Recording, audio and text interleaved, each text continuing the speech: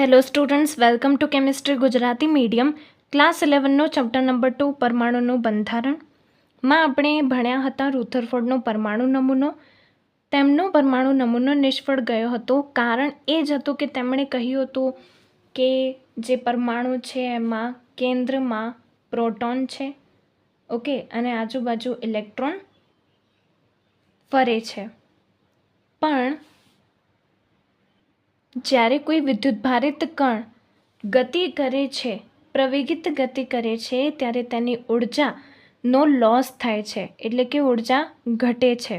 Okay, ઉર્જા ઘટવાને કારણે electron ગતિ કરીને એનો જે રસ્તો છે, એનો પથ છે એ નાનો થતો જશે અને એન્ડમાં તે કેન્દ્રમાં જઈને પડશે, જેથી પરમાણુનો નાશ થશે. હવે આ બાબતમાં વધારો કરવા માટે બોહરનો પરમાણુ નમૂનો આવ્યો. તેમણે કહ્યું કે જે ઇલેક્ટ્રોન છે એ કક્ષામાં ગતિ કરે છે અને જે કક્ષા હોય છે એ ચોક્કસ ત્રિજ્યાની અને ચોક્કસ શક્તિ ધરાવતી હોય છે. ઓકે, અને બોહરે પરમાણુ નમૂનો રજૂ કર્યો એના પહેલાં 2 બાબતોની શોધ થઈ હતી. આ 2 બાબતોના પરિણામોને આધારે બોહરે પોતાનો પરમાણુ નમૂનો રજૂ કર્યો હતો. એ 2 બાબતમાં પહેલી બાબત તો એ છે કે વિદ્યુત ચુંબકીય વિકિરણ દ્વૈત સ્વભાવ, એટલે કે જે વિદ્યુત ચુંબકીય વિકિરણ છે એ 2 સ્વભાવ ધરાવે છે. એક તો તરંગ સ્વભાવ અને બીજું કર્ણ સ્વભાવ. ઓકે, અને બીજું છે પરમાણ્વીય વર્ણપટ. એ પણ આપણે આગળ સમજીશું, પણ આ વિડિયો લેક્ચરમાં આપણે વિદ્યુત ચુંબકીય વિકિરણનો તરંગ સ્વભાવ વિશે વાત કરીશું. વિદ્યુત ચુંબકીય વિકિરણનો તરંગ સ્વભાવ. તો સૌપ્રથમ મેક્સવેલ એ દ્રવ્ય અને વિદ્યુત ક્ષેત્ર, ચુંબકીય ક્ષેત્ર, આ બંને ક્ષેત્રનો દ્રવ્ય સાથે કેવી પારસ્પરિક ક્રિયા થાય છે એની સ્ટડી કરી હતી. મેક્સવેલે કહ્યું કે જ્યારે કોઈ વિદ્યુતીય ભારિત રીતે કણ છે, પ્લસ છે કે માઇનસ છે, નો મેટર, કોઈ વિદ્યુત ભારિત કણ છે, પ્રવેગ હેઠળ તે ગતિ કરે છે, તો ત્યારે તે વિદ્યુત ક્ષેત્ર અને ચુંબકીય ક્ષેત્ર ઉત્પન્ન કરે. કોઈ કણ છે, કોઈ વિદ્યુત ભારિત કણ છે, પ્રવેગ હેઠળ ગતિ કરે છે, તો વિદ્યુત ક્ષેત્ર અને ચુંબકીય ક્ષેત્રો ઉત્પન્ન કરે. અને આ જે ક્ષેત્રો છે એ તરંગ સ્વરૂપે ઉત્પન્ન થાય છે, માટે તેને નામ આપ્યું વિદ્યુત ચુંબકીય તરંગ. ઓકે, તો વિદ્યુત ક્ષેત્ર અને ચુંબકીય ક્ષેત્ર તરંગ સ્વરૂપે ઉત્પન્ન થયા, તો આ તરંગને નામ આપ્યું વિદ્યુત ચુંબકીય તરંગ.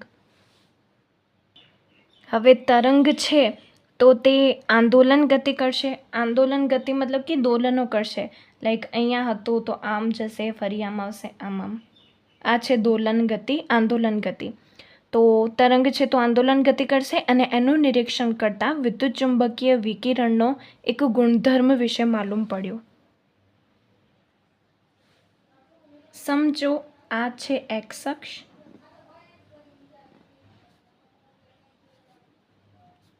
ઓકે, આ છે વાય અક્ષ અને આ સીધી જાય છે ઝેડ અક્ષ. ઓકે, હવે આમાંથી તરંગ પસાર થશે લાઈક આવી રીતે.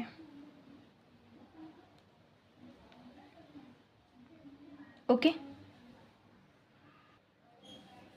આ છે ચુંબકીય ક્ષેત્ર ઘટક,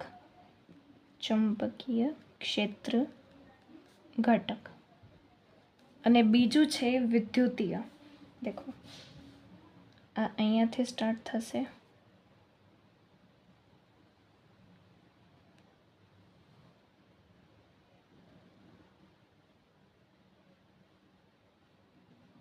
આવી રીતે. તો આ જે બ્લેક વાળું છે એ છે વિદ્યુતીય ક્ષેત્ર ઘટક. ઓકે, તો તમે જોઈ શકો છો કે જે વિદ્યુતીય વાળું છે, આ જે બ્લેક કલરનું છે એ છે વિદ્યુતીય અને આ છે બ્લુ કલરનું છે એ છે ચુંબકીય. તો આ બંને ઘટકો એકબીજાને લંબ છે, એટલે કે 90 ડિગ્રીના ખૂણે છે, રાઈટ? એટલે કે આ બંને કેવા છે? એકબીજાને લંબ. અને આ જે છે એ ઓવરઓલ સંચરણની દિશા છે. સંચરણની દિશા એટલે કે બંને ઘટકો અલ્ટિમેટલી જાય છે તો આગળ ને, તો આ બંને જે વિદ્યુતીય ક્ષેત્ર અને ચુંબકીય ક્ષેત્ર ઘટક છે અને જે સંચરણની દિશા છે, આ ત્રણેય એકબીજાને લંબ છે. એક છે આમ તો એક છે આમ અને એક છે આમ. ત્રણેય કેવા છે? 90 ડિગ્રીના ખૂણે છે.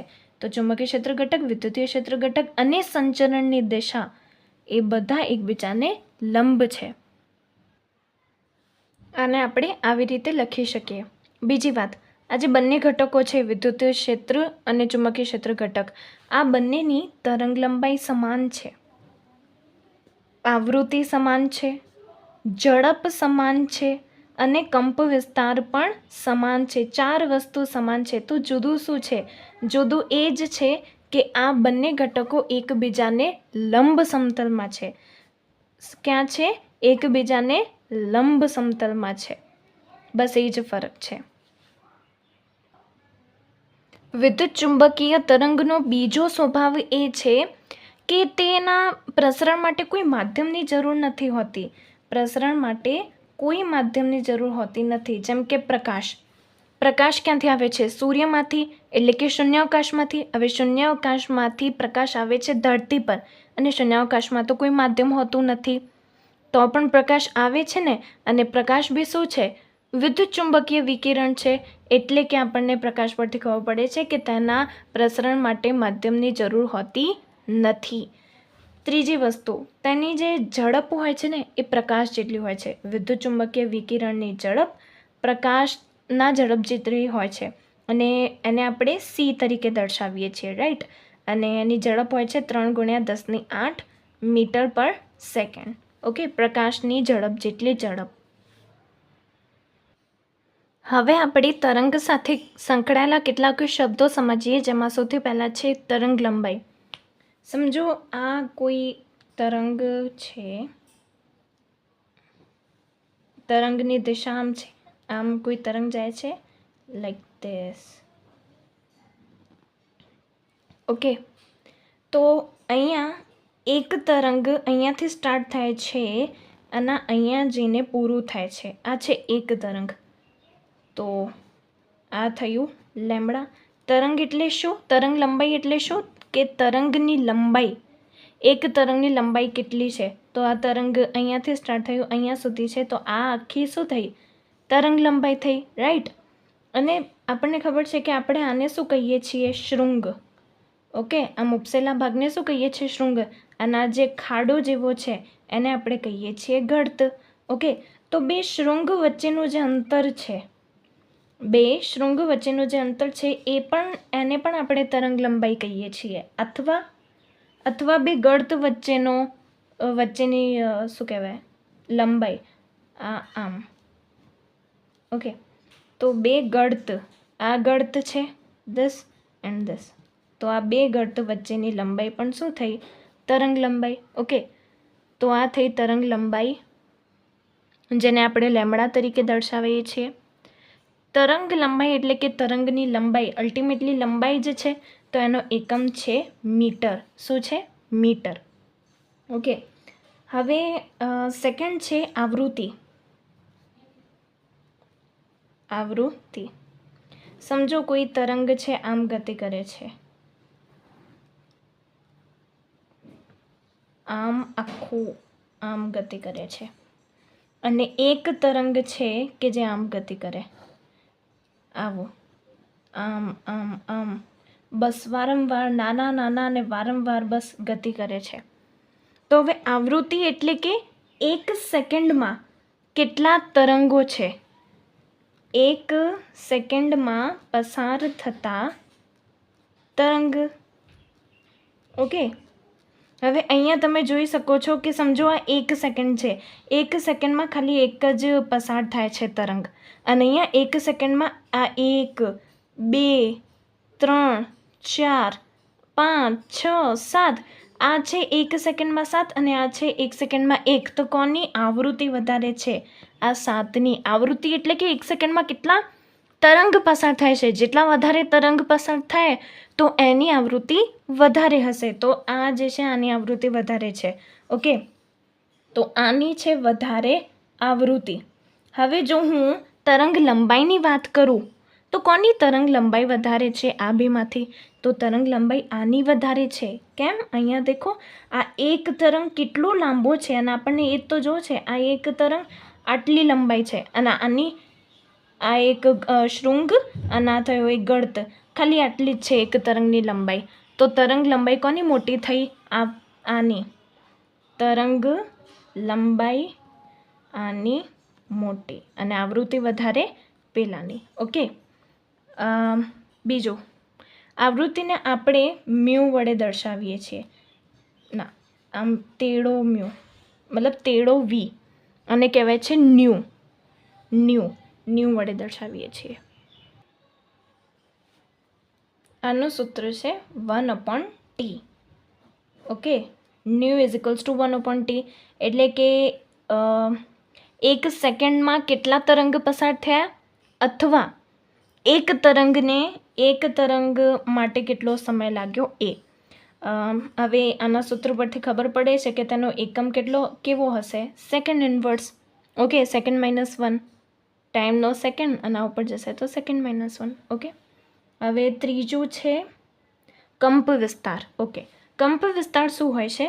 આ જે લંબાઈ છે, આ ઉપર આ જે લંબાઈ છે, આ ડિસ્ટન્સ, આને કહેવાય છે કંપ વિસ્તાર. આનો કંપ વિસ્તાર કેવો છે? વધારે છે. અને આનો કંપ વિસ્તાર કેટલો નાનો છે? તો આનો કંપ વિસ્તાર નાનો છે. તો આ જે છે ડિસ્ટન્સ, એને કહેવાય છે કંપ વિસ્તાર. ઓકે. ત્રીજું છે ઝડપ. હા, ઝડપ કોની વધારે છે? તમે જોઈ શકો છો કે આ 1 સેકન્ડમાં કેટલી વાર, મતલબ કેટલા બધા તરંગ છે, મતલબ આની ઝડપ વધારે હશે અને આ તો 1 સેકન્ડમાં ધીરે ધીરે પસાર થતું હશે. તો આની ઝડપ કેવી છે? ઝડપ ઓછી છે. 1 સેકન્ડમાં ખાલી 1, અને આની ઝડપ તો સુપર ફાસ્ટ છે. કેટલા બધા તરંગ પસાર થયા. ઓકે. અને કંપ વિસ્તારની વાત કરીએ તો આનો વધારે છે. બસ ડિસ્ટન્સ દેખો, કંપ વિસ્તાર વધારે અને આનો કંપ વિસ્તાર ઓછો. Okay, done. હવે એક બાકી છે તરંગ સંખ્યા. તરંગ સંખ્યા એટલે કે એકમ લંબાઈમાં રહેલા તરંગની સંખ્યા. ઓકે, એકમ લંબાઈમાં કેટલા તરંગ છે એ, અને એને આપણે દર્શાવીએ છીએ ન્યુ ઉપર 12 લગાવીને. ઓકે. હવે સમજો તરંગ સંખ્યા શું છે. સમજો કોઈ તરંગ છે, આમ ગયું. ઓકે. અને બીજું આવું છે, આમ ઘણા બધા તરંગ. હવે એકમ લંબાઈમાં સમજો આ 1 મીટરનું અંતર છે, તો 1 મીટરમાં કેટલા તરંગ છે? અહીંયા જુઓ, આ છે 1 અને આ છે 2. 1 મીટરમાં 2 છે તરંગો. અને અહીંયા સમજો આ છે 1 મીટર, તો આટલા ડિસ્ટન્સમાં કેટલા છે તરંગો? 1, 2, 3, 4, 5 અને 6. 1 મીટરમાં 6 તરંગો અને અહીંયા 2, મતલબ આની તરંગ સંખ્યા વધારે છે. એટલે કે એકમ લંબાઈ જે છે એમાં કેટલા તરંગો છે, તરંગની સંખ્યા, એને કહેવાય છે તરંગ સંખ્યા. હવે તમે જોઈ શકો છો કે આ એકમ લંબાઈ મતલબ લંબાઈ નીચે છે, મતલબ 1/λ એમ કહી શકીએ કે તરંગની સંખ્યા ઇઝ ઇક્વલ્સ ટુ 1/λ છે. રાઈટ. એકમ લંબાઈ જ છે, એકમ એટલે કે છેદમાં, અને લંબાઈ એટલે કે છેદમાં લંબાઈ છે. તો આનું પેલું એકમ શું થશે? એકમ થશે મીટર ઇન્વર્સ. એકમ લંબાઈ જ છે. ઓકે. તો આ રિલેશન આપણને યાદ રાખવાનું છે. એક તરંગ લંબાઈ, આવૃત્તિ અને ઝડપ વચ્ચે એક સંબંધ છે. સંબંધ આવો છે કે ઝડપ c is equals to lambda into new. આ સૂત્ર છે, યાદ રાખવાનું છે કે c is equals to lambda into new. c શું છે? ઝડપ, પ્રકાશની ઝડપ 3 × 10⁸ ફિક્સ હોય, અને લેમ્ડા તરંગ લંબાઈ, ન્યુ આવૃત્તિ. ઓકે. આ 2 સૂત્ર અને એક પાછળ લખાયું એ યાદ રાખવાનું છે. હવે જુદી જુદી તરંગ લંબાઈને આધારે જે વિદ્યુતચુંબકીય વિકિરણ છે એના જુદા જુદા પ્રકાર છે. ઓકે. અને એ જુદા જુદા વિકિરણથી જુદા જુદા પ્રકારના વિકિરણથી એક વર્ણપટ રચાય છે. ઓકે, જેને આપણે કહીએ છીએ વિદ્યુત ચુંબકીય વિકિરણનો વર્ણપટ. આ છે વિદ્યુત ચુંબકીય વિકિરણનો વર્ણપટ. ઓકે, જેમાં જુદા જુદા વિદ્યુત ચુંબકીય વિકિરણો છે, જેમાં સૌથી પહેલાં છે ગામા કિરણો, એક્સ કિરણો, યુવી પાળજાંબલી, પછી આ છે દૃશ્યમાન વર્ણપટ, પછી ઇન્ફ્રારેડ એટલે કે પારરક્ત, સૂક્ષ્મ તરંગ FM, AM, રેડિયો તરંગ, દીર્ઘ રેડિયો તરંગો. અહીંયા તમે જોઈ શકો છો કે આ છે આવૃત્તિ હર્ટ્ઝમાં અથવા સેકન્ડ ઇનવર્ટ્સ પણ કહેવાય એનો એકમ, અને અહીંયા છે લેમ્ડા મીટરમાં છે. અહીંયા આપણે જોઈ શકીએ છીએ કે અહીંયા ઊંચી આવૃત્તિવાળા વિકિરણો છે. ઊંચી આવૃત્તિ, હવે આવૃત્તિ ઊંચી હશે તો ઓબ્વિયસલી જે તરંગ લંબાઈ છે એ કેવી હશે? ઓછી. જો આવૃત્તિ વધારે હોય, આવૃત્તિ વધારે તો તરંગ લંબાઈ ઓછી, અને અહીંયા આવૃત્તિ કેવી છે? ઓછી, તો તરંગ લંબાઈ કેવી હશે? ઓટોમેટિકલી વધારે હશે. ઓકે, તો અહીંયા ઊંચી આવૃત્તિવાળા છે. હવે તમે અહીંયા જોઈ શકો છો કે અહીંયા જે વચ્ચે એક નાનો જે છે અહીંયા દૃશ્યમાન વર્ણપટ હોય છે. દૃશ્યમાન રંગપટ કે વર્ણપટ એટલે શું? એટલે કે આપણે તેને નરી આંખે જોઈ શકીએ છીએ, અને આ વર્ણપટ સિવાય આ જે દૃશ્યમાન છે એ સિવાયના કોઈ પણ વિકિરણ આપણે નરી આંખથી જોઈ શકતા નથી. એના માટે સ્પેશિયલ સાધનોની જરૂર પડે છે. તો દૃશ્યમાન રંગપટ જોઈએ તો આપણને ખબર છે જા, ની, વા, લી, પી, ના, લા. ઓકે, અને આપણને આ યાદ રાખવાનું છે કે જે જાંબલી છે તેની તરંગ લંબાઈ ઓછી છે, અને જે રાતો કે લાલ છે એની તરંગ લંબાઈ કેવી છે? વધારે છે. ઓકે, જાંબલીની ઓછી છે તરંગ લંબાઈ અને રાતાની વધારે છે. તો રાતો કેવી રીતે ગતિ કરતો હશે? આમ ગતિ કરતો હશે. એની તરંગ લંબાઈ ખૂબ લાંબી છે, તો આવી રીતે ગતિ કરતો હશે. એક જ તરંગની કેટલી લાંબી લંબાઈ છે, અને આની કેવી હશે? આની આવી હશે. આમ નાના પણ ઘણા બધા તરંગો, પણ એની તરંગ લંબાઈ નાની આવી હશે જાંબલીની. ઓકે, તો આ યાદ રાખવાનું છે કે તરંગ લંબાઈ કોની વધારે છે, કોની ઓછી છે. હવે આપણે બુકનો કોયડો નંબર 2.3 કરીએ. કોયડો 2.3 ઓલ ઇન્ડિયા રેડિયો દિલ્હીનું વિવિધ ભારતી સ્ટેશન 1368 કિલો હર્ટ્ઝ આવૃત્તિ પર પ્રસારણ કરે છે. ઓકે, આપણને આવૃત્તિ આપી દીધી છે. ટ્રાન્સમીટર વડે ઉત્સર્જિત થયેલા વિદ્યુતચુંબકીય વિકિરણની તરંગ લંબાઈ ગણો, અને તે વિદ્યુતચુંબકીય વર્ણપટના કયા વિસ્તારમાં છે? અચ્છા, ઓકે, તો આપણને તરંગ લંબાઈ ગણવાની છે. આવૃત્તિમાંથી તરંગ લંબાઈમાં જવું છે. તો દેખો, આવૃત્તિને મ્યુ વડે દર્શાવીએ છીએ. કેટલી આપેલી છે? 1368 કિલો હર્ટ્ઝ. આને પહેલાં હર્ટ્ઝમાં ફેરવી લઈએ, એટલે કે 1368 ગુણ્યા આ કિલો છે એને હું લખી દઉં 10⁻³ અને આ હર્ટ્ઝ. તમે હર્ટ્ઝ પણ લખી શકો છો અને સેકન્ડ -1 આ પણ લખી શકો છો, બંને સેમ છે. ઓકે, હવે આવૃત્તિ ઓકે, હવે લેમ્ડા ગણવાનું છે. આપણી પાસે તરંગ લંબાઈ અને આવૃત્તિ માટે સૂત્ર છે C = lambda × new. Okay, lambda તરંગ લંબાઈ, ન્યુ આવૃત્તિ, અને C તો પ્રકાશની ઝડપ હોય છે જે ફિક્સ હોય છે. લેમ્ડા ગણવાનું છે તો લેમ્ડાને કરતા બનાવીએ તો લેમ્ડા = C/ન્યુ. Cની વેલ્યુ હંમેશા 3 × 10⁸ જ હોય. પ્રકાશની ઝડપ છે મીટર સેકન્ડ -1, અને V આવૃત્તિ ન્યુ કેટલી છે? 1368 × 10⁻³ second inverse. Okay, second inverse cancel, અને 3/1368 થાય છે 219.3, અને બાકી શું રહ્યું? મીટર. તરંગ લંબાઈ આવી ગઈ મીટરમાં. ઓકે, હવે કહ્યું છે કે આ જે તરંગ લંબાઈ છે એ વિદ્યુતચુંબકીય વર્ણપટના કયા વિસ્તારમાં છે? આપણી પાસે તરંગ લંબાઈ 219 મીટર આવી, તો આ છે તરંગ લંબાઈ. 219 ક્યાં છે? આ છે 10. 10થી લઈને અહીંયા 10ની 2 ને 10ની 4 વચ્ચે સમજો 10ની 3 1000. તો 10થી લઈને 1000ની વચ્ચે 219 આવશે, રાઈટ? એટલે કે એ તરંગ લંબાઈ કોની છે? રેડિયો તરંગોની છે. ઓકે, તો આપણે અહીંયા લખીશું કે આ તરંગ લંબાઈ રેડિયો તરંગની છે. Next question. કોયડો 2.4 દ્રશ્યમાન વર્ણપટનો તરંગ લંબાઈ વિસ્તાર જાંબલી 400 નેનોમીટરથી લાલ 750 નેનોમીટર સુધી વિસ્તરેલો છે. તો આ લંબાઈને આવૃત્તિમાં દર્શાવો. તો આ જે 400 નેનોમીટર અને 700 નેનોમીટર તરંગ લંબાઈ આપી છે એને કન્વર્ટ કરવાનું છે આવૃત્તિમાં. તો સૌથી પહેલાં તો આ જે તરંગ લંબાઈ છે નેનોમીટરમાં આપેલી છે, આપણને કન્વર્ટ કરવાનું અને મીટરમાં. તો તરંગ લંબાઈ lambda is equals to 400 nanometre છે.